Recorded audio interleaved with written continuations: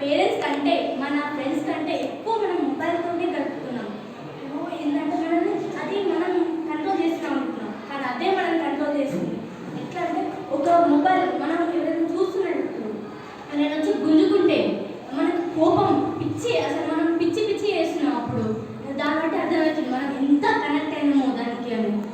మీకు ఒక స్టోరీ చెప్తానండి. అయితే ఒక అబ్బాయి ఉండేవాడు. ఆ అబ్బాయి 24 hours ఎప్పుడు ఫోన్లో వీడియో గేమ్స్ అని వీడియోస్ అని ఎప్పుడు చూస్తుండేటోడు. అయితే వాళ్ళ మమ్మీ ఒక రోజు ఏమైందంటే వాళ్ళ మమ్మీ అన్నం పెడుతుంది. అన్నం పెడితే అన్నం తిన్నానా అని పెడితే పక్కన పెట్టు తింటా తర్వాత అని చెప్పిండు. అప్పుడు వాళ్ళ మమ్మీ ఏం చేసినా సరే తింటాలే అంటే ఆ మమ్మీ పోయింది. 12 అవుతుంది. ఇంకా వాళ్ళ డాడీ వచ్చింది. వాళ్ళ డాడీ ఏది నాన్న తినలేదు, ఎందుకు చూస్తున్నావు, ఎంతవరకు ఇప్పటిదాకా చూస్తావా ఫోన్ అని అంటే కోపం వచ్చి పక్కన ఉన్న ప్లేట్ని విసిరి కొట్టి నువ్వు వేస్ట్ నాన్నవి, నాకు ఏంటి నువ్వు ఉంటే ఎందుకు, నువ్వు చనిపోతే బాగుండు అని అన్నాడు. వాళ్ళ నాన్నకి ఎంత బాధ అనిపించినా కానీ వాళ్ళ కొడుకే కదా నా కొడుకే కదా అన్నది అనుకొని అయితే బయటకు వెళ్ళిపోయాడు వాళ్ళ అబ్బాయి కోపంతో. అయితే నా కొడుకే పోతుండు అనుకుంటా పోయిండు. పోతే వెంకలంగా పోతే వాళ్ళ ఏమంటారు సడన్గా లారీ వచ్చింది, ఢీకొట్టింది వాళ్ళ డాడీని. అప్పుడు అబ్బాయి చనిపోయిండు, వాళ్ళ డాడీ చనిపోయిండు.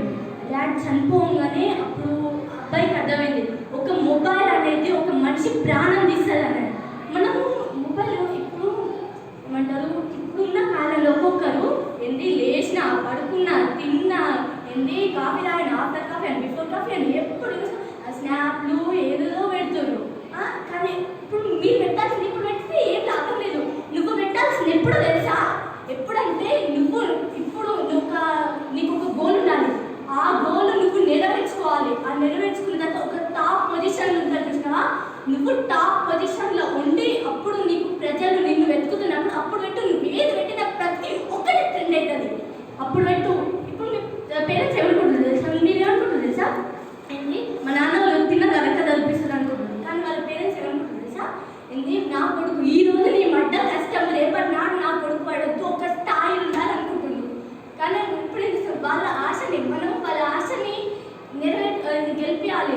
వాళ్ళు మన మీద పెట్టుకున్న ఆశని టీచర్స్ మన మీద పెట్టుకున్న నమ్మకాన్ని గెలిపించాలి.